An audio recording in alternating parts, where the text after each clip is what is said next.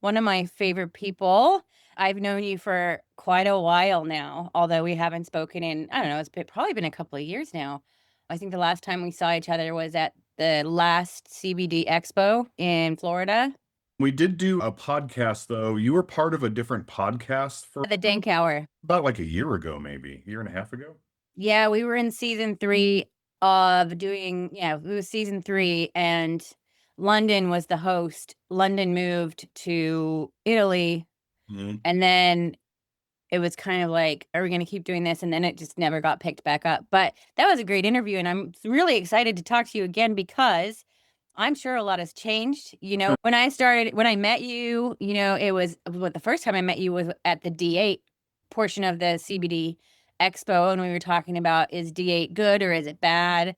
And then, you came out with your beverages, and anyway, I'm rambling, but Fine. you know you better than I do. So I would love you to tell us who you are, what you do, and what brought you into the cannabis/hemp industry. Yeah, thanks for the time. Thanks for having me on the show, and I'm really excited to be chatting with you again. I always enjoy our conversations. Yeah, it has been some time, hasn't it, since that D8 Expo? That feels like ancient history in this industry right now. So, for the listeners that don't know me, my name's Chris Fonts. I'm a founder, an owner, operator, and CEO of High Spirits, an iteration from Trojan Horse Cannabis, which was the first Delta-9 intentionally dosed hemp-derived Delta-9 products on the market. We sort of pioneered that Delta-9 pathway and then moved into beverages about a year and a half after launching gummies. And then we're early pioneers in the hemp-derived Delta-9 beverage space. On top of that, I'm also president of the U.S. Hemp Authority, a self-regulatory organization aimed at creating rules and regulations to help the industry ensure that quality products are being produced. There's truth in advertising, truth in labeling, not advertising to kids, et cetera, et cetera. I'm on the board of directors at US Hemp Roundtable, and I interface with most of the trade associations in some way, shape, or form. And I'm extremely interested in the policy side of things and making progress there. I think when I launched Trojan Horse Cannabis, I did so as sort of a response to D8 at the time. It was this thought of like, hey, if everyone's going to be getting high off hemp, instead of D8, why don't we just use the actual THC that the plant already makes? That was sort of my logic at the time. I feel like it was a better solution, knowing that was slightly outside of, we'll say, an off-label use for the industry. I knew that we needed real stable regulations in order to keep it. I knew bad actors would enter the space, and they already had. By the time I launched a Delta-9 product, we already had a ton of bad actors in the space selling pretty garbage products. The need for regulation and legislation is a requirement for long-term success, as we're now seeing the problems of us not securing that future earlier. It's been years now that I've been in this, but really, a lot of the consumers are now just learning about D8, D9, D10, or they've heard of them, and hemp, THCA, and all of these things. And I have a couple of lectures that I've given trying to educate people on how this all works and why it's so confusing, and that all hemp is not the same, and what words to look out for, what are red flags, those kinds of things. I just recently had somebody ask me, and I think I've said this on every single episode I've done, but somebody asked me about some product that somebody wanted to supply at a venue, and they were like, "Well, they told me not to worry, it's just hemp. What does that mean?" And I was like, "Oh, Jesus fuck." Yeah. Like, that is such a complicated question, and I Loaded honestly question. cannot answer that. It literally could be anything from marijuana all the way to, like, a fully lab-made, synthetic even, Delta-9 THC, and so I would love to hear you go through all of this stuff, because I know that you in your products use actual plant Mhm. extracts, even though it's Delta-9 THC, which is found in marijuana. You don't take it from a marijuana plant, you take it from a hemp plant. How are you doing that? So can you kind of go through the gamut of, plant extracts all the way to synthetics and where everything kind of sits in there? Absolutely. And in fact, you had a post and some commentary on your post about asking essentially, can you identify if you have a target cannabinoid like a THCV, can you then identify if it came from hemp or marijuana? I was kind of hoping this would come up because I wanted to contribute, and I almost jumped into LinkedIn. I was like, you know what? I'm going to save it for the podcast tomorrow and talk about it there. And it ties in exactly what you were talking about. So You look, broad picture here. We're all talking about cannabis sativa. There are multiple different varietals of cannabis sativa that have different chemotypes, different physical characteristics, and are used by industry for different things. But it's all cannabis sativa. The Controlled Substance Act calls marijuana a legal term with an H, by the way, which is infuriating. But marijuana with an H is a legal term for cannabis sativa that exceeds 0.3% Delta-9 by dry weight. Hemp is the legal term in the Controlled Substance Act for cannabis sativa that has 0.3% Delta-9 by dry weight or less. This first happened in 2014 with the Farm Bill. And the original intent, if I had to assume intent, I think it's reasonable to assume it was to bring fiber production and grain production back domestically. Because right now, if you go to Hobby Lobby or Michael's or Joann's Fabrics and you're buying like hemp rope to make cool hemp projects, all of that stuff is not grown in our country. It's imported. If you go to the grocery store and you buy hemp hearts or hemp seed oil or anything like this, or hemp protein powder, those products are not grown in our country. They're imported as well. So the original idea was, hey, why don't we bring this stuff back domestically and give our farmers another crop? And between 2014 and 2018, while it was not legally defined as hemp and not legally removed from the Controlled Substance Act, states were given the provision and coverage from the federal government to run research programs into hemp to see how the crop could be viable for our country. And during that 4-year period of allowance, what happened was CBD became a real hot topic and very popular. And people realized, hey, in the hemp world, we can in the grow definition that's provided today. We can grow varietals that are high in CBD.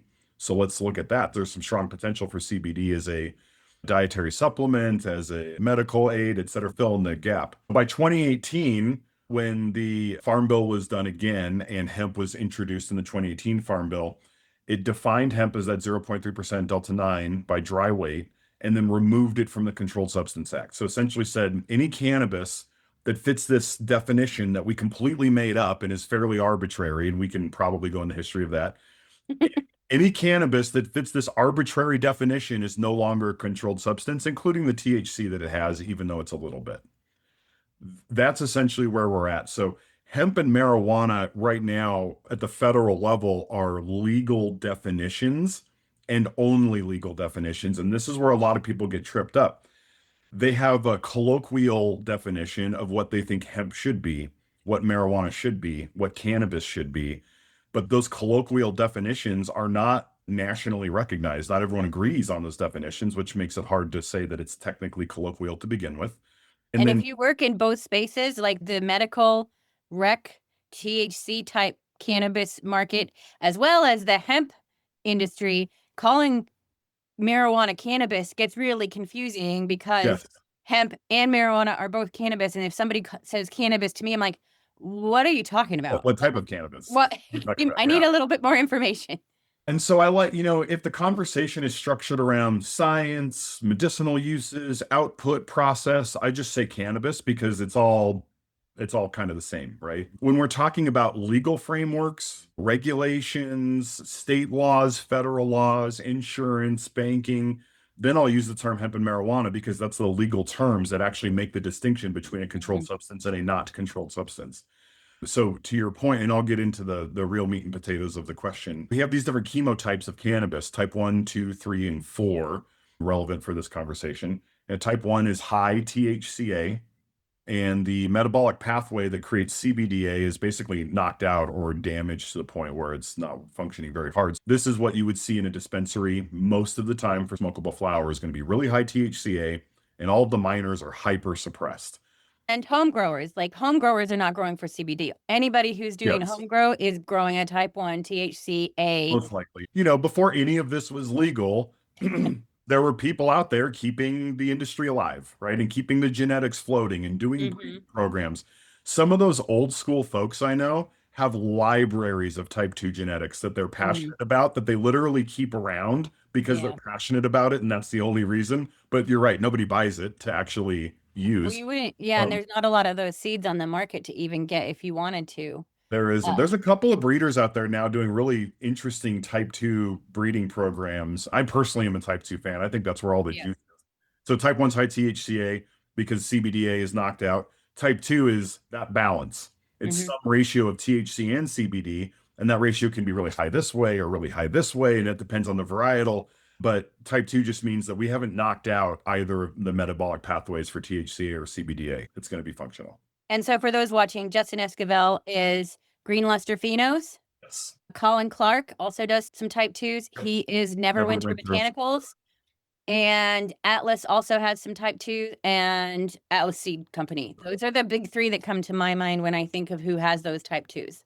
Wonderful. And also, anyone that's growing professionally should absolutely follow Colin Clark on LinkedIn because he's consistently pushing the envelope for best yield, best product with the lowest amount of effort and cost and energy to do so.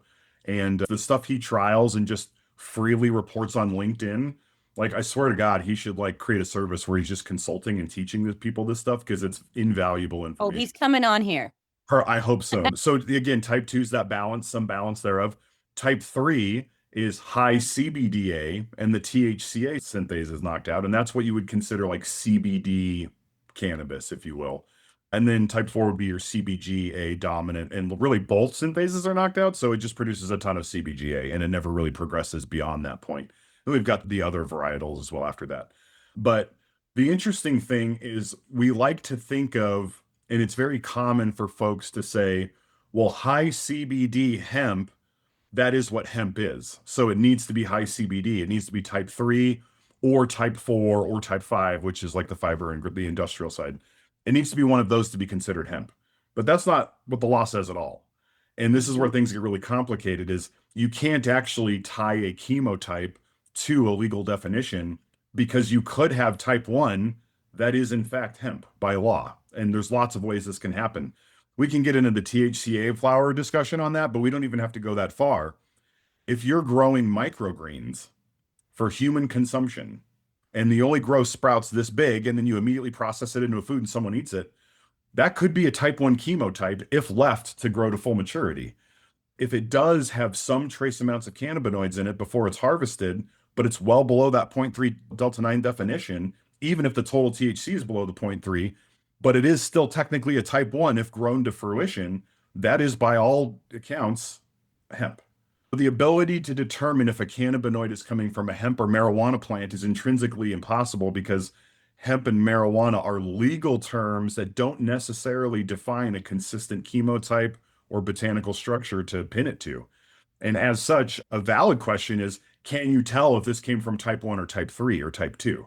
Is this Delta-9 type from a type 1 varietal or a type 3 varietal? I don't know if it's possible, but I think that's a reasonable question to ask that you can start to maybe find an answer for. But is it hemp or marijuana? It's almost impossible because of the quasi legal definition weirdness that we're living in right now. So before I continue with the process and how I get my THC and what's on the market today, is there any follow-up questions you have before I keep just monologuing? Yeah. So it's my understanding that no matter where the plant is in its life cycle, those cannabinoids or cannabinoids, whichever way you want to say it, Yes. are going to be in the same ratio. So the plant doesn't start out producing CBG and then it tips the scale and then it starts turning into THC or CBD. Because a lot of people do think that like the plant grows and then it flowers and there's all this CBG in it and then it turns into, and that's Right. not the way it works, right? It is CBG is getting made, and as it's getting made, it's getting biosynthesized into Yes. THC or CBDA, Yep. of course, because that's what the plant makes. And so even when you have a little baby sprout, microgreens, it's going to have some level of cannabinoids in there that are going to be at a certain type of ratio. You could potentially tell whether that's going to be a type 1, type 2, or type Yes. 3 type of cannabis plant. The reason that I made that post on LinkedIn was because I came across some lab results where they had extracts from CBD type plant. It was definitely hemp, but there was THCV in it. And so someone else is like, well, obviously, if it has THCV in it, it's not from hemp. You are using marijuana to make your extract. Mm, So that's where the post came from. And I don't know my pathways well enough, especially with the varins, mhm. to know whether it's possible for a plant that produces majority CBDA to also make THCV if the lab results were just whack? Or if something made it into the sample that shouldn't have made it into the sample? What's your thought on that? I mean, I can tell you from anecdotal experience, being an early pioneer here, people weren't selling Delta-9 in the hemp space when I started selling Delta-9 products. So there was no opportunity for someone to sell me something that was, oh, this is a Delta-9 distillate, but I swear it's from CBD. Like that wasn't a thing. Right. So we had to literally like create the concepts of how do we get Delta-9 out of full spectrum CBD distillate in a manner that is then usable in products. And so being very early in this and knowing like what farm we bought the biomass from, we told it to crude, we told it to distillate, we told it to CBD isolate and crashed it. Then we took the mother liquor and had them fractionate the D9 off, and then we had them redistill the D9. So I knew for fact that it was coming from type 3 varietals. And Mhm. we have on and off seen not massive, but quantifiable and not insignificant amounts of THCV in our products. So Yeah. anecdotally, it does seem to be that THCV can be created in a type 3 plant, but I'd Mhm. also be interested to see, it's possible that some of these plants are actually type 2 varietals that just happen to have a crazy ratio that works out. I think trying to pin THCV as a smoking gun to indicate chemotype is probably not solid enough. I think it could be a component of the story, right? You're finding multiple things. You're like, okay, this would be consistent. It probably came from a type 1 varietal. I mean, when you've got 88% CBD in an extract, to have 0.8% THCV, I don't think is out of the question. Yeah, exactly. And so Yeah. the time you crash, 48% of that 88% of CBD is going to get chopped off and sent right to isolate. So now that 0.8% is now 1.6%. Mhm. Then you're going to go take the rest of that 40% of CBD in that mother liquor and the other components mostly and ditch them. And so when you do that, now you're hyper accentuating. Your D9 goes from in full spectrum distillate, say it's like 2.5 to 3%. By the time it gets to mother liquor, you're looking at like 6 to 7%. And by the time you fractionate it off, that 7% gets to like an 85%. So you Mhm. 12 times the 1.6, and now you're looking at a very large amount of THCV sitting in your distillate. And so this is actually an interesting, I'm going to side route here just for a second. Cool. When you use a type 1 based input material for a product, whether it's actually flower to smoke, concentrate to vape, or a product to ingest, you are getting that huge spike of THC and all those other minors massively compressed, which I don't think is really like the best route of cannabis consumption myself, but to each their own. I'm not shaming anyone for Mhm. choosing type ones. It's going to be high THC and virtually nothing else in there. When you take a type 3 varietal where the D9 is already in trace amounts, and then you cut off everything and consolidate the Delta-9 and concentrate it heavily, you're also concentrating the other minors. Mhm. So what you end up with is a Delta-9 distillate that has CBC, CBG, THCV, Delta-9, and often some other minors in there too. So you actually end up with what I consider a larger profile of minors inside a THC product than you do if you were to go a marijuana derived or a type 1 derived distillate for your production. And to me, it creates a much better experience. And I'll tell you that like on my personal home use, I have type 3 genetics that have been distilled into Delta-9 distillate that are high in CBC and these other things. And then I personally, for my own personal use, not as a business, make my own carts. I buy cannabis derived terpenes and I sort of reconstruct a cart that I consume myself. Anyone who hits my cart is like, what the fuck is this? This is amazing. I have never had a high like this. That thing hits so hard. It's so comfortable. Like, how do I buy this? I'm like, well, you can't buy it. They're like, well, what's it like so I can go find something like it? I'm like, well, you really can't because you're not going to go find a concentrate in a dispensary that is 80% D9, 10% CBC, and Mm. Mhm. 10% other minors. It just doesn't exist out there. No one's Right. making that product. And so, in a weird way, there's a small subset of hemp derived products that I think are actually representing a better THC product than marijuana derived THC products are today, due to like the type 1 insanity that's sort of taken over the marijuana side. And Now, I wanna stay on this yeah, sidetrack talking about cannabis-derived terpenes. uh-huh. So, I was talking to Russ Hudson a couple of weeks Yes. ago, and he was asking me because Shauna Vreek from true terpenes will argue this point that cannabis derived terpenes are different than terpenes from any other plant. And he was asking me, is like a molecule is a molecule no matter where you get it from. So are cannabinoid derived or cannabis derived terpenes different than the terpenes that you would get from any other botanical? I would say no. If you can get them in a pure isolate, no. Like a terpene is a terpene, no matter what kind of plant you get it from. But I think where the difference comes from is the extraction method. When you're taking it from cannabis, you're actually pulling out a little bit of something else that the cannabis plant has in it that like a lemon doesn't have in it, that a pine tree doesn't have in it, that lavender doesn't have in it. And so I think maybe that's the difference between Yeah. cannabis derived terpenes versus botanically derived terpenes. So, okay, so I was correct in my process. I Or mean, for that crying out loud, you know this better than I do. So I appreciate that you are being kind enough to think that my opinion matters here. But I would concur with your assessment here 100% because it's I think so often we get locked into a concept of, well, it's not the same. Well, no, it is the same, but there's nuance. It's not the same holistically, but if you're saying the terpenes are different, the terpenes are not different. It's the things that come with the terpenes that we're not either catching, we're not testing, we don't understand yet. I mean, we're just learning about like how important VSCs and esters and some of these other polyphenols are in the cannabis plant that we didn't even know existed until a couple of years ago, let alone studied. And I think we're discovering now, and you can correct me if you feel different, that while terpenes tell some of the story of how it steers your effects, that these VSCs and esters are significantly more important than the terpene profile, and the minor cannabinoids that come along with the primary dominant cannabinoid are also extremely important.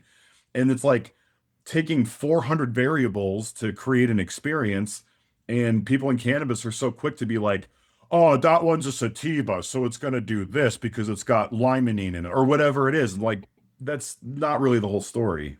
I love to talk about food. Explain this a couple of different ways. Like abundance is not the same as potency. Like if Mhm. you have a cake and you put in a cup of sugar, great.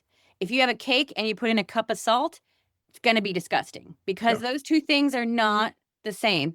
The Yeah. salt is much more potent, more strong than the sugar is. I look at cannabinoids in a cake are like the flour, the sugar, the water, the eggs, the things that are found in abundance in the cake. And the terpenes are like the flavorant. So is it a chocolate cake or a strawberry cake? Great. Do those things make an excellent cake? No, they just make a cake. Like definition of a cake. And actually, you can put those things together in any like a good baker could make that into a great cake, depending on Mhm. the oven and the prep and the temperature of the butter and like all kinds of stuff. All kinds of stuff. Or you could give it to one of the people that are on the worst chef in America shows and they're going to make a terrible cake. It's going to be disgusting. And what's the difference between those things? There's a lot of differences in those things. But then what really makes a great cake, where you have a chef that has nuances that might put things that you're not even looking for in there: nutmeg, chili powder, Coca Mhm. Cola, applesauce, Yep. sour cream. Like, we're not even looking for, I don't even think we're looking for those things that make something quality or make something really potent or things like that. Cannabinoids are in the car, the major THC and CBD, they're in the car. Yeah. Terpenes, they're in the car also, but they're not driving in the car. They're in the back seat, maybe even in the trunk. There's something else. There's somebody else in the car driving that. And I do think that the thiols, the sulfur thiols, the fatty acids, even Russ thinks he puts a lot of emphasis on flavonoids and Mhm. potentially Mhm. esters. And Yep. so, and we're just starting to learn about these. And it's been, it went from, oh, it's indica sativa. Oh, wait, no, it's THC. Oh, no, wait, Yeah. it's the terpenes. And I'm like, we're still not even looking in the right spot for what's driving the experience. Yeah, I agree 100%. And this really just touches on how complicated the plant is, how we know it's massively beneficial in a lot of different applications, from bioplastics to recreation to health and wellness to straight up medicinal use, right? Mm. It's so complicated and it's such a wide breadth. And we constantly try to like filter it down to like, well, is it hemp? Okay, let's take a more holistic picture here of what this plant offers. And I do think that people are finally coming around to this concept that hemp is just cannabis. It's just THC light in the varietal, and that's how it's designed. But it's And still look, cannabis. It blows Okay. my mind that people can't grasp this conceptually. We have broccoli, right? Mm, It's Brassica oleracea. So think of cannabis sativa, broccoli, or Brassica oleracea. mhm. Underneath cannabis sativa, there's all these different categories that have been bred. They've been bred for different purposes, different Yep. reasons. Same thing with Brassica. We got broccoli, kale, cauliflower, Brussels sprouts, kohlrabi.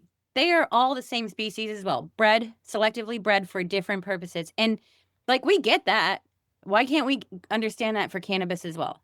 Yeah. Correct me if I'm wrong, but there are some taxonomy that has been decided here that just no one's using, like subspecies Afghanica, et cetera, et cetera. So What's the status of that? there have been multiple taxonomic changes since cannabis sativa was described, and then later cannabis indica was described. Some of, I'm not going to go into the details, but yeah, all of them are theories or suggestions of how somebody wants something to be called because, it came from here. Like the whole switching around of cannabis sativa should be the hemp type, the grain and fiber, and cannabis indica should be the drug type. Taxonomy doesn't work that way. And with the subspecies Afghanica and Chinese ensis and what else is there? Ruderalis, all of these different suggestions of subspecies haven't been formalized. So to change taxonomy formally, there's like a specific set of things that you have to do. And one of those things is you have to be able to, and now people use genetics, you have to be able to show that there is differentiation, clear differentiation between subspecies or between species. They need to be like, geographically isolated from each other. Like they have to, you have to be able to show difference or some kind of genetic, Yeah. there's a magic number of how different are they to call something a subspecies. And really nobody has been able to nail that down well enough Hmm. to actually formalize those subspecies categories. And I think it's because we keep moving it around, we keep hybridizing it, we keep any differentiation that once existed as humans, we've kind of Orders. blurred those lines, which is fine. I think it's also really important to note what we're talking about right now is this idea, academically speaking or scientifically speaking, that things are not as cut and dry as people want to make them. The science is there's no gene that we go read to be like, oh, this gene makes it marijuana and this gene makes it hemp and it's easily identifiable and it's fact and it's labeled and it's done. It's like, look at the whole profile, but there's 4,000 versions of this profile where some are just this one piece is different and then there's another piece is different. And it's hard to categorize that. And on a very smaller, more layman approach to describing this, look at like dogs. They're all canines, but a Labrador and a Chihuahua are very different. And how are they different? Well, the way that dogs are defined as different is there's like the AKC, which is the American Kennel Club.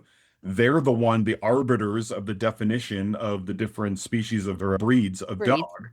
Things happen from time to time. Like, for example, white German Shepherds exist. In fact, it Mhm. was a very common German Shepherd a long time ago, more common than the black German Shepherd. Hitler, bringing German Shepherds into Nazi Germany, bred out the white German Shepherds because he did not think they were pure enough, which is hilarious, Ironic. very, very ironic. You think it would have been the other way around. He just kept the white ones, but he wanted all the white German Shepherds gone in favor of what we now think of as German Shepherd coloring. And that has continued to today. So you can go get a white German Shepherd. They still exist, but the AKC doesn't recognize them as a German Shepherd breed because they don't fit the standard. Well, in the dog breeds, we did that. We bred dogs for different Yeah. purposes. We've got hunting varieties, retrieving varieties. We've got toy varieties. I've got wiener dogs. They're bred to hunt badgers. We've got pointing dogs. We've got attack dogs, Security dog. protection. Yep. Some of Scented them, hounds. Yep. some of them are just we breed because they are pretty looking Dalmatians, dumb as hell. They're And whatever. aggressive. And we have dogs The that are bred for vision, for sights, seeing way on the Serengeti several miles away. The varietal of canine, huskies made for running. it's wild how different everything is, but the recognition that there is no scientific term for these different types of dog breeds. It's an additional human thing that we've added to say, well, if it fits this mold that I just made up, we're going to call it this thing. But there's nothing intrinsic to the genes that make it that thing that you can just easily identify and say, oh, this is this type of dog because of this gene exists. Now Well, you and I would say too that actually hemp type, traditional hemp type, so the things that we've bred for fiber and grain and industrial uses, and cannabinoid type cannabis actually do differentiate quite well genetically, better than I would say the proposed subspecies like Afghanica do. And that's going to be an artifact of what we bred these things for, right? Over the thousands of years that we've been meddling with it, we've created this artificial separation that this is for industrial purposes, this is for consumption. And now we see a genetic split of those two groups, right? Yeah, but to your point, it was human introduced and controlled. Hmm. Right? And so like the definitions aren't intrinsic to anything other than what we make them, I think is kind of my point. You ask any biologist to define a species, you're going to get way different answers. The biological species concept is the one that most people use. But if you're talking to a botanist, that doesn't always hold. Or a virologist, they're going to be like, yeah, that species definition definitely doesn't work for viruses or bacteria. And there is no one perfect species definition that works for all organisms because nature never fits neatly into boxes, even though we as humans really, really want them to. Yes. Well, our brain works better when we can categorize things and it becomes predictable, right? We know, okay, I Yeah. know what this thing is. I know what it does when I interact with it. And so we want to like put a label on things and categorize them so we can say, I understand this now, put it in the brain, move forward to the next thing. Cannabis is so unable to fit into a box that this consistent trying to, I think, is a failure of academia. We should continue to try to identify and put things in boxes, but not at the extent of, well, I think it shouldn't be used for this, even though it can be used for this. Now we're like lumping morals, ethics, and policy into science. And I think Mhm. I think it should be the other way around. Like scientists should say, like, what makes the most sense to define these things as something different? And then let's define those things. And now everyone needs to adopt them. It's funny that you say that because Professor Max Jones from Guelph University, we were talking about tissue culture and stuff, and he said, cannabis didn't read the textbook. Like it Right. doesn't behave like it's supposed to. It's interesting too, because going into the wide breadth of inconsistencies or lack of definition in this plant, you'll hear people say, like, dude, just put it in the ground and water it. It's literally a weed, it'll grow. And that's true. But to get high quality cannabis, there's a lot of TLC you can give it to get a wildly different output. And so it really like, how do you grow cannabis? Well, how do you want to? Do you Right. want to be lazy and get an okay product, or do you want to put in a whole lot of work and get a top shelf product or somewhere in Yeah. between? And it's completely up to you. It Like, can be as difficult or as easy as you want it to be. yes, yeah, exactly. We have this interesting like cultural shift where Americans generally are more accepting of cannabis across the board. It's not viewed the same as it was in the 60s. Hmm.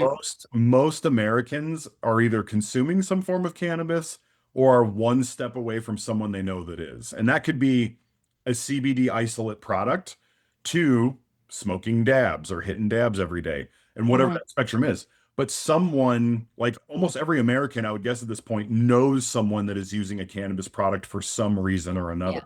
It's just a totally different culture shift than we've had previously. So we have culture, then we have religion, which is a whole different component of this that often is antithetical towards cannabis consumption, but is starting to soften on it. Like a lot of Christian denominations now are saying, like, hey, you can have beer. Why can't you have cannabis? It's not really a big deal. Just don't abuse it, don't overuse it, don't rely on it, but it's an acceptable use. Various faiths are coming over to this concept that it's acceptable to use. And we're also finding it may have been some of the oils used in Judeo-Christian belief systems back in the day. So you have this religious shift, you have this cultural shift, you have the wellness shift where we're all starting to think about, what am I putting in my body?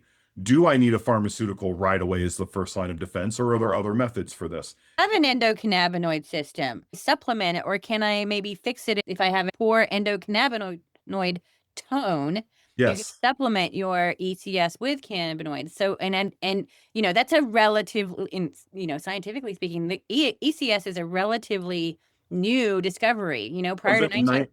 1996. Yeah. Yeah. So, Oh, yeah, my first stint in college, my major was anatomy and physiology. Wasn't in the textbooks. and the fact that we now know that it exists, and I forget what the percentage is, but a couple of years ago I looked and I believe it was less than 20% of doctors who had just graduated had even heard the term endocannabinoid system. I would say it hasn't changed since And then. probably. And so, you've got this wellness, health push, cultural push, religious push. And then when hemp became hemp in the US in 2018, by definition, now you bring legislation and politics into the mix. And all of these things are like meeting on hemp.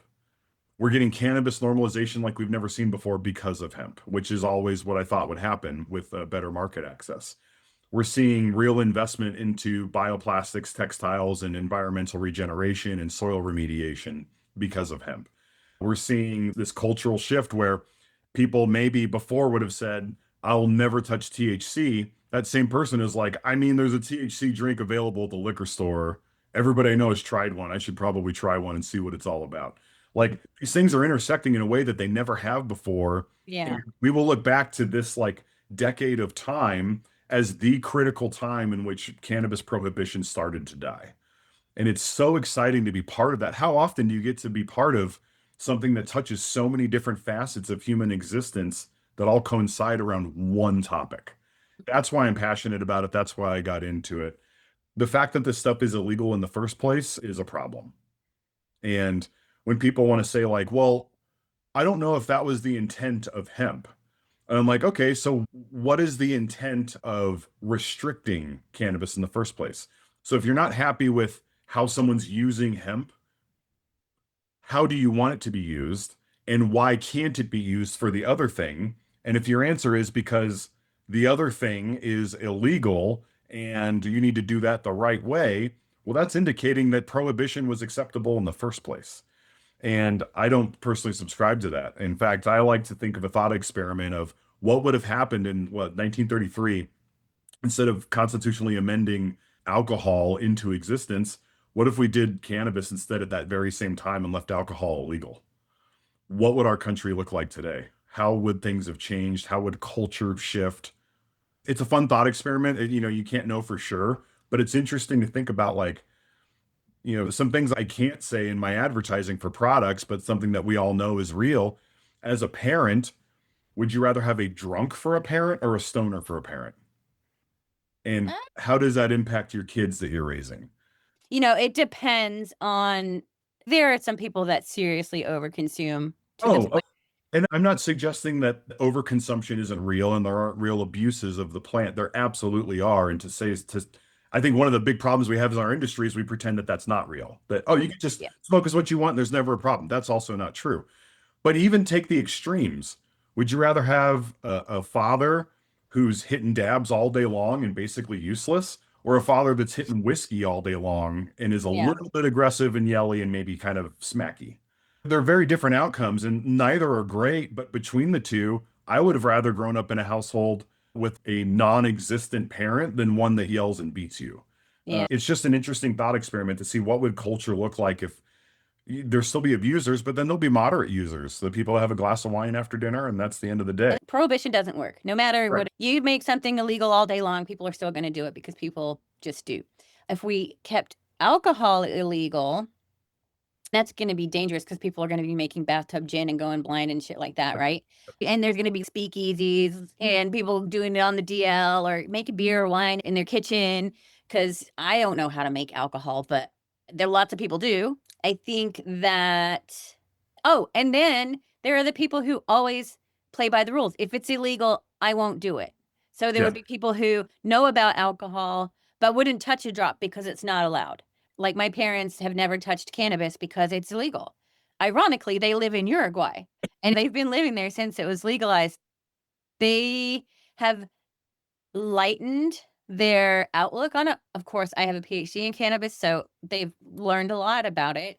They still wouldn't smoke it, but they've Yeah. been known to do some tinctures and some Huh? salves and things like that, so but that's only because it's legal. If it wasn't legal, they definitely wouldn't touch it. It literally would just be the situation we're in now, but reversed. Yeah. Like, if alcohol is completely prohibited, you'd still have a thriving underground market. The difference is people would be going blind. There's not a lot of ton of reports of significant adverse actions or events on people using street weed. Like in 1985, you got from your plug, no one was like, oh man, that guy got bad weed, now he's dead. It's not, you know what I mean?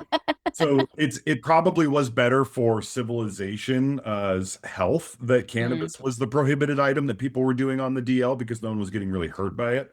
Whereas alcohol, you're absolutely right. Like, moonshine made in the back 40 of someone's property that, might make you blind. It might not. We'll see. It was much more problematic. But now imagine a world where alcohol is illegal, cannabis has been legal this whole time, and all of a sudden they legalized 1% alcohol and what that would do. And people would be real excited about it. And just how, then they try to wiggle like, okay, if we got 1%, then why can't we have 3%? It's the same thing, but in reverse with cannabis right now, where we have one version of a non-controlled substance that is available that is essentially wiggling its way into normalizing the rest of the industry. I like to think about these things abstractly instead of being so stuck in the minutia of the human situation that we've created for ourselves to exist in the first place. Cannabis prohibition was born out of insanity and actual, racist bigotry sort of things. Well, And it didn't start in the United States. Like, the cannabis prohibition goes back to, like, the 1300s. oh yeah, Like, uh-huh. right? So Napoleon's army, if you got caught with cannabis, I can't remember what, I think it was punishable by death. Like, Yeah, there was another, like, czar or something that the punishment was to pull out all your teeth. And Americans are very American centric, and they yeah, think that we did it first and we are this, that, and the other. But really, the United States was very, very late to the yeah, prohibition table for cannabis specifically. And it wasn't actually, the CSA wasn't even written till the 60s, 60. right. And we're really early to the table to start lifting prohibition. So cannabis is pretty much illegal worldwide. There's Canada, Uruguay, and a few others have made it legal recently. We're about to be left in the dust there. But the US was one of the early people to say, "Hey, maybe we should start lifting some of this Yeah. strict prohibition." And so I feel like most Americans think that we made it illegal and now we need to make it not illegal when, like, the rest of the world is still, yeah, looking at hundreds of years of prohibition, not just a few decades. Yeah, I mean, that's, the term marijuana comes from Latin America as code because the Spanish conquerors said marijuana or, cannabis isn't allowed. You're not allowed to touch this stuff. It's illegal. And if you're caught with it, you're in big trouble. And so, they started speaking in codes with each other because it was part of their sacrament, more or less. There's a book by Chris Duval about the origins of the word marijuana. And it goes back potentially even to Africa and came across with the trade, with the slave trade. And, we should get into this conversation. Is the word marijuana racist? Like, yeah, it was used in a racist, propaganda Uh-huh. campaign to get rid of brown people, essentially, whether it be, black jazz musicians or Mexicans or whatever. But the word marijuana existed long before assholes started using Consistently, it. people love to say the word marijuana was invented as a racist term. And I was like, no, it was not. I actually think it's more racist to allow one white person who was a racist to take that word, control it, and then change its usage for the rest of time. Why does he have that authority? Why do we let him have that authority? I don't think that's appropriate. I think it belongs to, the people. And I think that it's also pretty racist for the white people to say, we can't use the word marijuana anymore because it's racist. So we're just going to ignore that long, rich Yep, history before exactly. 1937 of that word that Latinos, Mexicans, all these people were using. They still comfortably use it. It's like, Yeah, I think the example that I've heard before is like salsa. The word salsa is not racist. yeah, However, if somebody uses it in a racist context and says, those fucking Mexicans or whatever, all they do is drink beer and eat salsa or something like that. And then, it got caught on and people started using it in a racist context. That's the issue. But the word salsa itself means sauce, and yeah, we used to the red stuff, but it's salsa's not racist. You can say salsa. It's not, it's just a word. And it does have a very clear definition, right? Just like marijuana, it was in the Mexican pharmacopoeia in yep, the 1800s. It has a very clear definition. It's the flowering tops of the female plants that are hmm, prepped for smoking. That's yep, what marijuana is. yep. And I think that we've been doing ourselves a disservice by not teaching some of this history in a more Yeah. approachable manner. And I'm not really blaming anyone for this because, like, who does it fall on? Like, you could say, well, bud tenders should be doing that. Really? When someone walks in and says, hey, I'm new to this, I'd like to buy something. Well, let me give you 45 minutes of dissertation on the history of the word marijuana. I don't think that's appropriate either. But somehow we need to start changing the narrative about terminology, how it's used, and we need to agree on some definitions. And we Yeah. are just scratching the surface here. So for anyone to say what hemp is and isn't, what marijuana is and isn't outside of the known legal definitions, I'm like, this is all definable. It's Yeah. whether If we somebody comes into the dispensary and says, I would like to purchase some marijuana. If you're going to go into a diatribe about how the word marijuana is racist, like, why? We all know what it is. We all know exactly what you're talking about. If you want to purchase some marijuana today, then you can purchase some marijuana today. yes, exactly. Absolutely. So, I think this education component is critical. I think holistically as industries, we don't do this well. And I think because of prohibition, bro science became a thing that we're still trying to shed. And I think that the bro science was intrinsically intertwined with stoner culture for so long that it almost feels like to some particular subsets of culture, if you try to separate the two, it's almost like offensive to them, if that makes sense. Because I'm a stoner, I know this bro science is real. Don't try to tell me indica and sativa aren't real things. Don't try to tell me that 44% THCA flower is impossible. I have a COA right here. Just even like growing techniques, like, oh, you got to make sure you flush before you got to flush the salts out. You got to keep it dark for 12 hours right before you harvest. All the different things that people did to create the fire that no one else could create that they just taught as fact that is But absolutely not again, there. I would argue that just because science hasn't found the answer or doesn't mean that it doesn't exist. So if we've got hundreds of thousands of people telling us that indica and sativa exist, they have different effects. I don't think that specific effects should be tied to indica and sativa, but I do think there are two different groups that probably arose from different environments. So we've got Oh, our yeah. cold Mhm. weather cannabis and we've got our warm weather cannabis, and they have different effects because they Yep. make different compounds because they're adapted to different Our pathogens environment. and Yep. pests, which would make total sense. But to say that indica and sativa doesn't exist because we've looked at indicas and we've looked at sativas as they're described in the dispensaries or whatever. And then we've looked at the genetics and they don't separate out Mhm. that way. So they Yep. don't exist. Like, I'm like, okay, but what did you look at? You looked at THC, you looked at CBD, and then you looked at a handful of terpenes. Did you look at the sulfur thiols? Did you look at the esters? Did you look at the flavonoids? No, we didn't. And so to make that broad conclusion that indica and sativa don't exist because science says so, I'm like, yeah, but all the science isn't in yet. We've got a shit ton more work to do, which is being shown every day as we're still discovering new cannabinoids and new compounds. So, yeah, like, and when somebody says, you got to flush, I'm like, there's so many people that are saying that this does something. Like, I feel like as scientists, we need to take that seriously and not just say, well, we didn't find anything. Well, what did you measure? Maybe you're not measuring the thing that is leading to the thing that they're describing. And so I do feel like as science, we talk about an industry that's born on the back of giants, right? There's a lot of people who came before us, and a lot of these legacy folks had maybe they didn't have the formal scientific training, but they did the scientific method. Think of something that could be true, tested hypotheses, repeated experiments, found the same thing, shared those stories with their friends. And so I think a lot of these things are rooted in science. It just, they don't have the tools to show why that thing does what it does, right? Well, I think that's true. Like this is the concept of being a natural scientist, right? Or an amateur scientist. Like you're an observer of nature, therefore you're applying the scientific method to. Citizen scientist. And we found that a lot of these things, the bro science, if you will, is coming, science is testing out to be there's some accuracy here. I think the problem comes into place when you're not a traditionally trained scientist, you're not aware of biases, placebos, Mhm. repeatability, etc. And so you can come to some false conclusions, like, for example, the sun revolves around the earth. And you can say that, science supports this because it's observable and we can prove that it's going until you find out, wait a minute, that's actually not right. We came to a Mhm. false conclusion.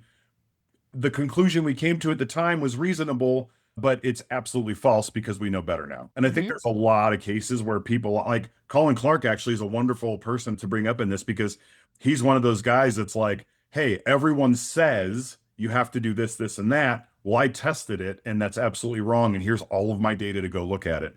Mhm. He's myth busting cannabis bro science like on the daily. It's like one of his hobbies. And I'm really excited to hear I his I thoughts. think science is all about testing hypotheses. So, what does the MythBuster guy say? Well, it's fuck around and find out. Yeah, Basically, is yeah, what exactly. scientists.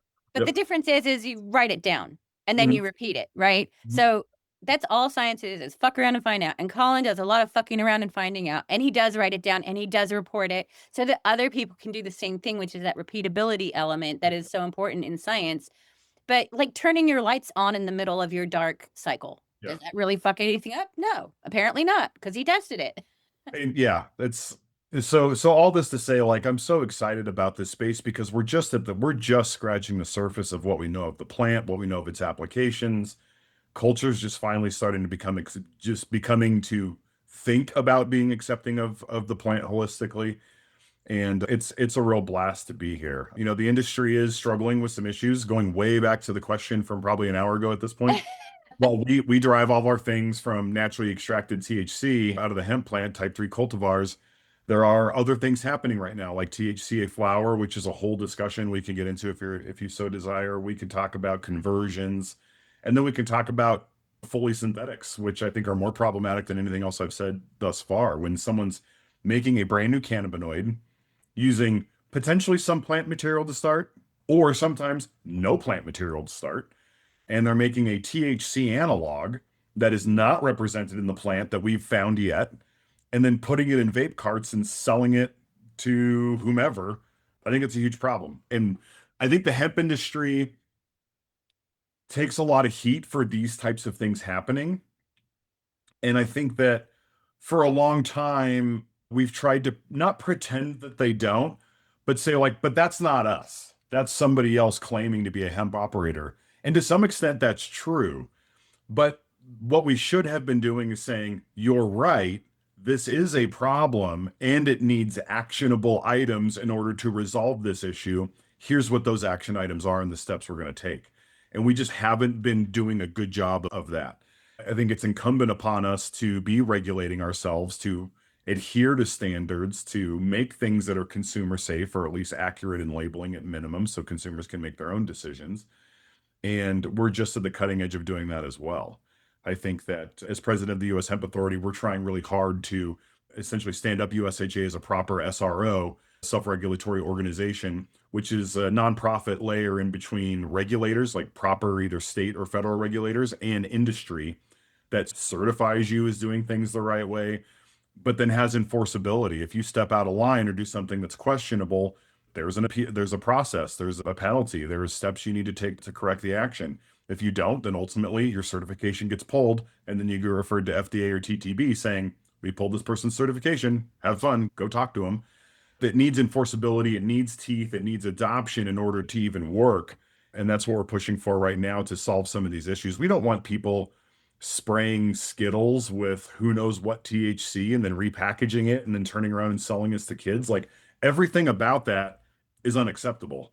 No one that I know in the hemp industry is like, I don't know, man, I think we should protect those guys.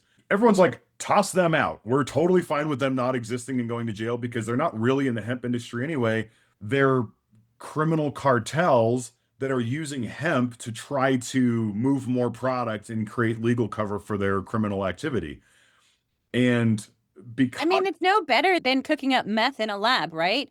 And yes, selling it on the street, because what they're doing is they're taking something. So, yeah, so there's a handful of cannabinoids, whichever one you wanna say, yes. that you can get out of the plant using very simple methods, alcohol extraction, squeezing, pressure, Yep. heat. That's fine. We can do that all day long. But then there's a whole 'nother side where people are taking, an extract like CBD putting it in a beaker, mixing in some acids and some salts, applying heat, and turning it into another molecule that doesn't exist in nature, Yeah. or if it does in very, very, very tiny quantities, and they're manufacturing it, they're putting it on the shelves. So THCP, yes, it's a natural cannabinoid that's found in hemp, but it's found in very, very tiny quantities. So putting it in a gummy at 100 milligrams Yeah. is really irresponsible. We don't know much about it. And then, some of these chemical reactions, they either don't go all the way to Mhm, mhm. D8. Like D8's pretty benign by itself, and Yep. we've got research on it, but sometimes it doesn't push it all the way, and all of that CBD doesn't go all the way to Delta-9 or Delta-8. You've got a lot of D9 that gets made as well, along with a whole bunch of other byproducts that we don't know what the fuck they are, right? And potentially some residual solvents. And so I'm of the opinion, and you know this, that if it's been made in a lab, it shouldn't be allowed on the shelf.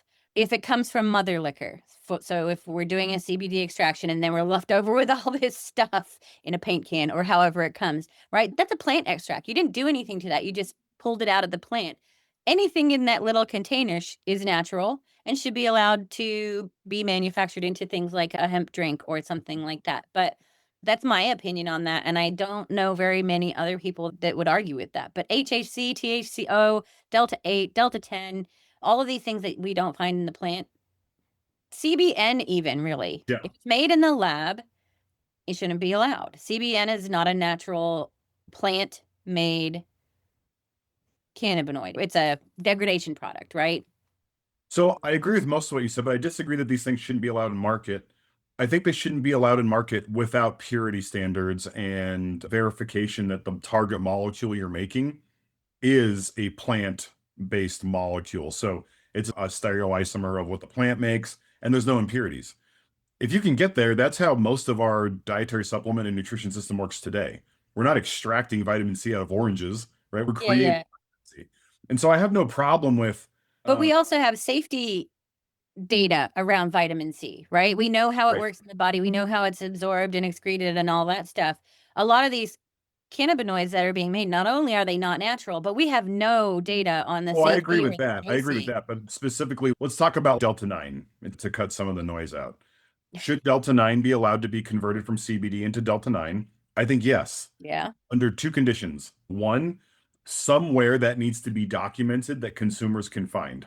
I think that's critical for there's going back to that cultural shift of wellness. Not all of us are like this. I think holistically we're still not as a society, but there's several people out there and the numbers are growing that are like, what is in this food product? And do I actually want to ingest all of this stuff, XYZ compound into my body? And so those people are going to want to know, is this a Mm, naturally extracted THC or is this converted? And as a scientist, you can say the molecule is the molecule, going back to terpenes, and that's accurate. But to them, they're going to want to know where it came from. And I think that's absolutely reasonable. Number two, the purity and cleanliness factor. If you're going to make Delta-9 THC from CBD, you should produce Delta-9 THC from CBD that is a stereoisomer of what the plant makes without the other impurities. mm, Currently, every process that exists creates the impurities, but they can be distilled out. They can be mm. fractionated off. They can be chromatographied out, right? And But so many people just ignore them and just say they're not there. correct. And that's the problem, right? So if you want to produce this stuff, we need standards that you follow in order to produce this in a safe manner. And if we want to add THCV, CBN, CBC are really hot ones that Mhm, a lot of people don't recognize. These are available in dispensaries, mhm, right? You go buy a THCV product, a CBN, or a CBC product in dispensary. All of those are coming from CBD converted from hemp into mhm. those compounds and sold into the marijuana system. And Yeah. so a lot of people they're like, conversions should not be allowed, blah, blah, blah. And I'm like, okay, so you're okay with dispensaries no longer doing THCV, CBC, or CBN? Well, no, that's comes from marijuana. I'm like, it doesn't actually. It comes from Right. CBD conversions from hemp. And if you want to make hemp conversions completely illegal, it wipes out that entire distribution chain Mm, and product offering. And so instead of talking about, again, prohibition, I like to talk about if it's allowable, how do we make it reasonably safe or with a reasonable expectation of safety or a good safety mhm, profile. So I think those standards are really important. That's what USHA is trying to do is create those standards. You not necessarily create those standards, but adopt standards created by other third-party standard setting agencies, filling in standards where we need to, where those standards don't yet exist until someone does, like ISO or ASTM or another group. but then really certifying that you are following these standards that have been adopted. You're following GMP practices, your labels are accurate, you're not selling to kids. This is required for legislators to take us seriously as an industry. We can't keep coming and saying, please allow us to exist. And they go, okay, cool. How are you going to solve one, two, and three issues that we know keep coming up? And our answer is, I don't know. We need to come with the solution in hand that the industry is unified behind. Yeah, no, I agree because something's got to change. Like these people are operating in a space where regulations don't exist. And that's the reason why they are allowed to exist Yeah. because there's nobody telling them no. You can't do that. And I do that it seems like that's going to change pretty soon, within the next year or two where they're going to put the kibosh on all of this, bathtub alphabet soup cannabinoid business. Which I'm so here for because most of my time defending hemp is trying to argue that I agree that those things are bad. People, Yeah, how dare you be in the hemp space? Blah, blah, blah, blah, blah. And they go off on the list of things they hate. And I'm like, I don't disagree with any of this. right. I would And like to stop talking about it. it's funny to me that some of these folks operating in this space, making Delta-8, THCP, they're like pissed off that these regulations are being put on the table. And it's like, did you really think that this was going to fly forever? Like, what you're doing. You know that what you're doing is wrong. If Yeah. you want it to be right, you would be doing, some preclinical trials, doing some animal testing to make sure that what you're producing is actually safe for consumption because we honestly don't know because it is never found in the plant. Even though it's made from a plant-made molecule, we've got no safety standards around this thing. So if you want to be Yeah. good actor, then do some fucking science. This is where I like to go back to like people are like, well, do you think THCO should be illegal? My answer is no. But what is the pathway to make it available to market? I don't think it should be prohibited, but what is the requirement to like you make it? I don't want people to go to jail for making it. I don't want No. people to go to jail for experimenting with it or doing research and trying to figure out new fun things. But then what's the next step before it gets to market? And that's where you go for an NDI, like a new dairy ingredient, or you go a pharmacological route, or there needs to be some other pathway where there's an opportunity to do the work necessary to prove a reasonable safety profile before it can go to Mhm. market. But that doesn't mean it should be illegal. It just means it needs the right guardrails to attempt Mhm. to go to market. And so it's kind of a nuanced conversation because people are like, oh, so you're pro THCO? And I'm like, not really. I think it's a horrible product. But let innovators have the option to try to prove that it's a reasonable product and then do the steps necessary to see if it can be a safe profile so it can have product market fit. And if not, then we know it's not, and the conversation's over. But I'm not a fan of restricting opportunity where opportunity exists, but the guardrails need to be there so the opportunity is not taking advantage of human safety profiles like it is right now. And that's interesting because, a pharmaceutical company can't come up with a new drug and just be like, well, here you go. Yeah. Like, they have to do a lot of research to make sure that not only does that drug do what they're aiming for it to do, sometimes it does something different. Like Viagra was developed, Blood. for blood pressure, but it turns out it does something else that, was very useful to certain people. Yeah, they can't just make a new drug and then put it on the shelf for people to buy and doctors to prescribe. They have to go through a lot of R&D and clinical trials to figure out, is it safe?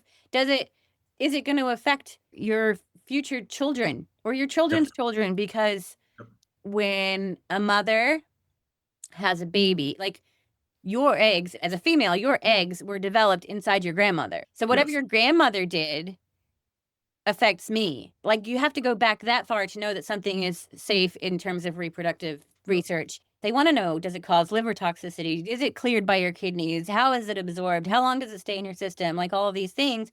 And the same thing should be done with these, products made from cannabis. I agree 100%. And so that, that's what I'm passionate about. I'm passionate about pushing responsible cannabis access, pushing responsible industry actions in the most free market way possible so that consumers have as much access as they can for a cost they can afford.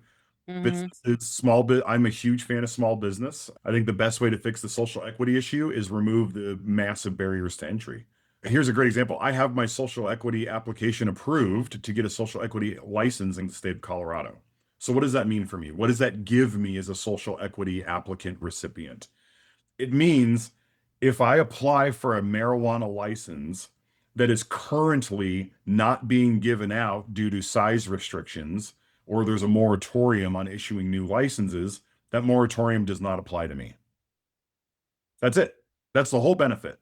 You I still gotta have all the money and all the everything. still need to go get the license and still need to pay the same fee for the license. I still need to have, it's Somebody so who will rent stupid. you a space. Yeah, that's what I was going to get into. So, like, a lot of people don't understand if you want to open a marijuana business today, you have to go find a location that will even allow it, buy your lease, and say you're allowed to do marijuana activities in this building. It's zoned for it, and the Mhm. landlord allows it. And you need that lease signed, and you need to be paying that lease in your application process, which can take a year or more to get through all the way to an actual license. So you're paying for rent in a building, A for a commercial building, millions of dollars potentially just going down the drain to rent that Mhm. you can't even use because you're not even licensed to do it yet. It's so stupid and it's so inefficient. There's no way a social equity applicant is going to be like, you know what, I got a cool 5 million sitting around. What we need to do is say, hey, it'd be a great idea. How about cottage licensing, like we do in the food industry? You want to grow 4 plants in your backyard and take it to the farmer's market? Knock yourself out. You want to make some brownies at home with your products? You have a license that allows you to work in a certain market with a certain way, with certain sales tax. If you expand beyond a certain size, now you need to get a craft grower's license or a craft producer's license that's a little bit more expensive because you're making more money and it's going to go out to more people. It's a wider net. So there needs to be product liability insurance and other things involved. But you've graduated into that space. And then Mm. once you grow out of craft, now you're getting really large. There's a different license to get to the next level. And that's maybe more expensive with more requirements because now you're at a national scale. So the potential consumers are much larger, et cetera, et cetera. There's a way we can do this where business is incentivized to be successful. The barrier to entry is not ridiculous, but consumers are still protected and safe in a reasonable manner. And I think this is where the narrative needs to go. We need free market access with consumer safety provisions so people can have their, American dream. I And freaking love that idea, Chris. Like to be able to sell something at a farmer's market, whether it be finished flour or gummies or clones, yeah, even like clones, fruited clones. backyard I, breeders trying to figure out cool stuff. like those here in New Jersey, there was all these like little shore towns and they party and there's like mobile bars where Yeah. somebody will bring a cart or, like a little RV to Mhm. your house. They open it up like their ice cream truck and they sell beverages out of their little mobile unit. I think that would be really cool to have a cannabis, unit that was mobile. You could attend weddings, you could have, pre-roll, nothing too like crazy, but you could have pre-rolls. You could even you could just drive around the state selling clones on the side of the road, like a little produce stand kind of thing. I love that idea. That's not something I've really thought about or heard before, so super interesting. Yeah, and that's how I like to think about this. Instead of being constrained to like, well, what is hemp supposed to be and what is marijuana supposed to be? I think forget all of that. What do we want the market to look like? What in Mhm. a dream scenario, what are we working towards? Let's work towards that, whatever you want to call it. I don't care if you want to call it fun time green plant, and that's the official legal term. I don't give a shit. Let's work towards a future that we're all very happy with and that we feel good about. We feel good about the social equity side of it. We feel good about the market access. We feel good about consumer access. And we feel good that the products are generally safe for consumption. They've got the proper warnings, they've got the proper liability insurance and the proper SOPs and certifications and licenses to make products. That's what I want to work towards, and that's why I'm so passionate about what I'm doing, and that's why I'm president of the USHA right now, US Hemp Authority, is to help kind of push that narrative because I do want to see that future, and I think, like you just said, you do too. And so, getting caught in the minutia of what hemp is now and what it was supposed to be and what it's turned into, I just feel like we're talking in circles that is ultimately irrelevant. What do you want it to be? We can do whatever we want. What do we want it to be? And I try to come up with solutions through that lens of things. I feel like I convince people of this too. The more I talk to people who were previously maybe anti impairing products from hemp, after I talk to them about this and start pitching these concepts, like instead of thinking about what it should be or what it is today, what do you want cannabis to look like? What's your dream scenario? And when they describe it, I'm like, why can't we build that framework in hemp right now? And then someday in the future, when we actually get to real, completely descheduled, decriminalized cannabis, the framework we adopt marijuana into is the free market, more accessible version that hemp is providing an outlet for right now. It's, marijuana folks often say to some validity, it's not fair. I've invested all this money. I've invested all the time. It's not fair. You're absolutely right. It's not fair. So, how should we fix the parity? Should we make everything else incredibly egregious and restrictive, the thing that you hate very much that you've complained about constantly? Or should we fix your problems and turn your state dispensary system into something that looks more like how hemp is operating in regulated states today? Because we do have 23 states that are regulating hemp. So it's not unregulated, it's unregulated in some markets, just like marijuana is unregulated in some markets. And in those markets, we need proper regulations for safe access. In markets where it is regulated, we already have regulations. Things are already moving in a good direction in a lot of those states. This is where an opportunity for marijuana to say, hey, we're going to act like hemp in this state and we're going to function in a manner that is more free market access and a lighter regulatory manner that still provides consumer safety, but allows us to be a little bit more mobile and nimble and a little more cost effective. Yeah, I think that makes a lot of sense to me. Now, this is probably gonna be our last I don't know. I've got a whole page of questions here, but we're having such a good conversation that we might need a part 2. This hemp marijuana thing is creating a lot of confusion, which I said at the beginning. I have been tuning into a live TikTok occasionally, and the guy that runs the live TikTok keeps saying THCA is not the same as THC. It just hits different. It's not the same. They just came up with it ever since, hemp hit the market. Now it's all THCA and it's not weed and it's not like the stuff I grow. And I've been trying to tell him this is a quality thing. Like, all, can you, 'cause I don't know how to explain it any other way than I have tried to explain it. But do you know what I mean? Like, people that Yeah. are now able So to access THCA and they think that it's not weed. the easiest rebuttal I give to people like this is okay, do me a favor, go to a dispensary, go look at the cannabinoid profile, and tell me what percentage of THC versus THCA is on that flower. And in some states, they actually do say THCA. In some states, they just say THC. So you'd have to look at the COA. Like, okay, let me see the Right. COA. It's obvious once you look at a COA of type 1 flower in a dispensary system and go, oh, it's 32% THCA. It's all Right. THCA. And I've said that to them before, and I'm like, your weed that you grow at your house is also THCA cannabis. If you take it in and get it tested, it will be a vast majority of THC, very little Delta-9 THC. And then he's like, well, the Cannabis Cup winners, they're not winning with THCA. Show me a Cannabis Cup winner that's won with THCA. I'm like, th- They're they all T. are, but Yeah. they are. They have Yeah. COAs, and I Abs- guarantee you that it's THCA, not just regular THC. I will offer this up. I will pay for a potency of this guy's flower. Send it in and say, hey, for 55 bucks, we can settle this argument and prove that your flower is in fact THCA flower. Well, when people say THC, what they're really talking about is total THC, but we don't see THCA. We just say THC.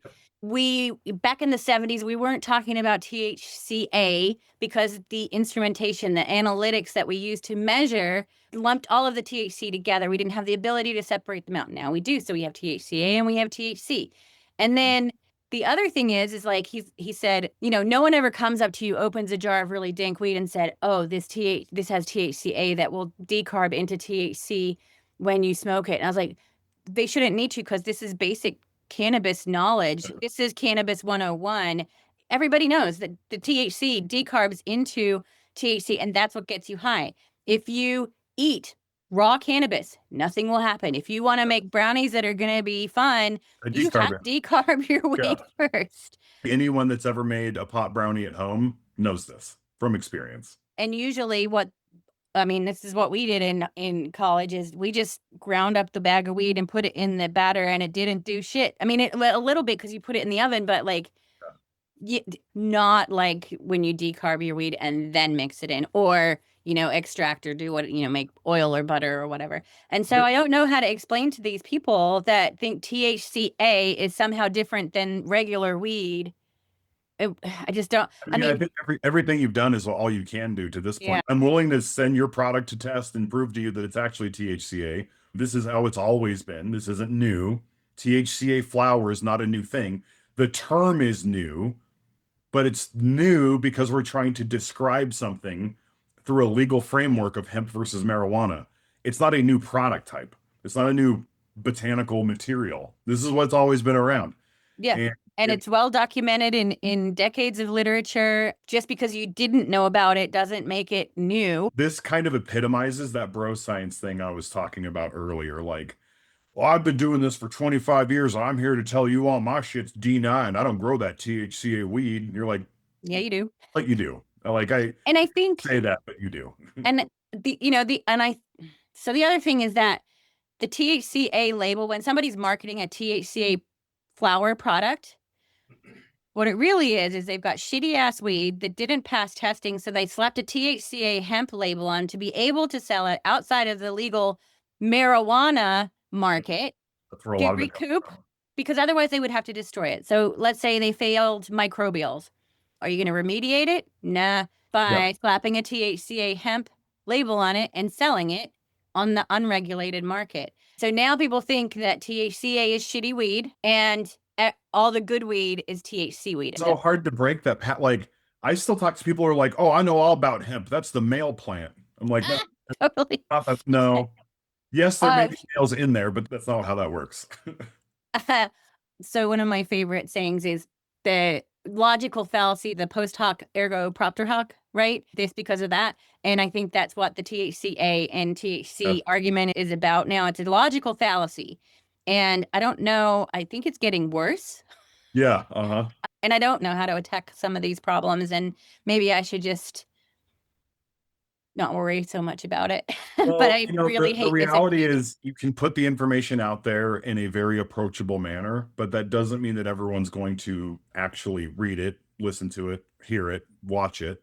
Believe it. If they do they Mhm. actually understand what they're seeing? And do they have enough cognitive ability to abstract their own biases away and take in new information in the first place?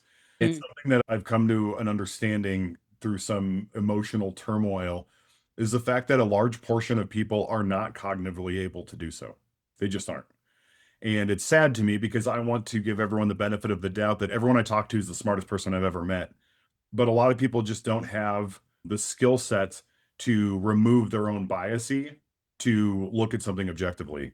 And they just don't until they figure that out or have an epiphany someday where they're enlightened. They go, "Oh my gosh, I am totally biased on all kinds of stuff and I'm just now realizing it."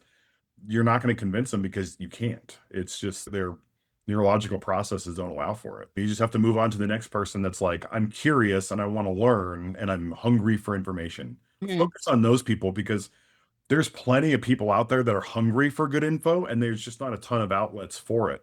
So go feed those people with the knowledge that you have and try with the other ones. And when you hit a brick wall, recognize you don't have the therapy credentials in order to fix that brick wall. So you just got to chalk it up as a loss and move on to the next person. Well, if everybody followed me on TikTok, then I could have 1,000 followers. Then I could start doing my own lives and talking to people and Yes, I love this. start like disseminating some of this misinformation. Because honestly, misinformation is like one of my biggest. Use. Yeah, it's like yeah, it's just one of my biggest passions. Like I just can't believe how much misinformation is out there. It's not difficult to find the right. Well, actually, it is difficult to find the right information these days because there's so much of it on the internet. You know, there's articles that are published daily that have misinformation in them. And who do you believe? Where do you go to get the right information? And so, yeah, like that's part of the reason for this podcast is so that I can get experts in their various disciplines and various areas of the industry and get the information from them. You know, I do fact check. Of course, Yeah. I fact check because Yes. as a You're PhD scientist. scientist, Yeah. yep, I that's it ingrained in me. And so I'm hoping that a lot of people will start watching this podcast, start learning some things. You don't have to watch every episode, but if there's something that you don't know or that you're interested in, I'm hoping that this will be a good source of information for people to come and learn and then also be able to contact Yeah. me or the guests. You're pretty easy to find. And here in a minute, I'm going to ask you if there's anything else that you want to say or plug or tell people where to find you, because I know that you're super open to people asking you questions. Where do I go to make a change in my regulations, or how do I help make the policy changes? So, Chris, is there anything else that you want to ask or touch on? And Yeah, then, I would say right now, if you're a consumer that is benefiting from a hemp product of any kind, from textiles to CBD lotions to Delta-9 gummies to THCA flower, whatever your jam is, if you're in the hemp space and you're a consumer of hemp products, it is important that you reach out to your representatives and ask them to support the hemp extension. This is critical how for our how industry. do you find your representatives? You can literally just Google, how do I find my representative? And there's tools available that you put in your zip code and it will tell you exactly who your reps are and your senators. But you're going to have two state senators, and then you'll have a district representative at least. And you should reach out to those people. You are their constituent. They do want to hear from you. We need to overwhelmingly show support for the hemp industry. Otherwise, we won't have one. It's tough to put this on the consumers, but really, we need an all hands approach to this. So, right now, there's an extension bill 7024 on the House side. One in the Senate side will be introduced, a companion bill shortly. We also have the Griffith bill and the Wyden bill, which are actual regulatory packages, which are the reason we need the extension. Those bills are going to take some time to negotiate through the like we just talked about how chaotic and wide breadth our industry is. Mhm. Like we can't just slap some regulations on it and be like, that's good enough. There's a lot of considerations and a lot of back and forth and a lot of like, oh my God, we didn't think of that. How are we going to solve that problem? That takes time. We can't solve it in the next 3 months. Mm. So we need the extension to allow the time for us to work on these regulatory packages with legislators. Meanwhile, the US Hemp Authority, SRO, is getting propped up to be put in place properly and is a component of that extension as well. Consumers, please reach out to your representatives and your senators, ask for the extension. If you're an operator in the space, I would beg you, please come use the USHA certification program. We need to demonstrate to legislators that we are self regulating. We say it all the time. It's time to put our money where our mouth is and go get the certification to prove that we're self regulating. So I'm available. You can find that at ushempathority.org. Chris Fonts on LinkedIn is probably my most approachable social media platform. I try to stay off the other ones right now if I can avoid them. And obviously drinkhighspirits.com is my brand, which we didn't talk a ton about, but I still do operate my own brand with those products. And we put quality first in everything we do and have since day one. I'll flash on your contact information and pictures of your products so people know what to connect with you. Oh, Chris, my goodness, what ride this conversation has been. We went everywhere and it was awesome. I loved it. Awesome. I had such a great time. Thanks for having me on. I'm happy to pop on anytime and go in the rabbit hole of any particular topic in the space. And I could talk about this stuff all day long. So thanks for having Yeah, we might have to have a part two. But for today, I think we've gone long enough. And it was such an honor to have you on the show. And we'll be speaking again soon, I'm sure. me. Wonderful. Thanks so much. All right. Thanks, Chris. Have a Yep. good day. You too.